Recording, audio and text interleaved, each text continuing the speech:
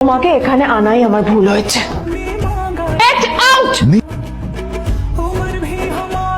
শুনতে পাচ্ছিস না? আমারই সামনে দাঁড়িয়ে আমার কেনা গিফট নিয়ে তুই মজা করলি?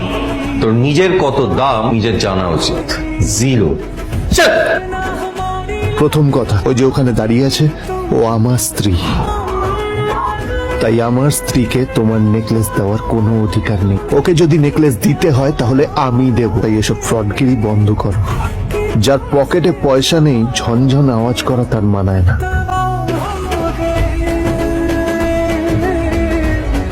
আমার জন্য একটা রেয়ার হীরের নেকলেস আপনাকে জোগাড় করে আনতে হবে। আপনাকে টেক্সট করছি, যত তাড়াতাড়ি সম্ভব করে ফেলতে হবে আমার জন্য।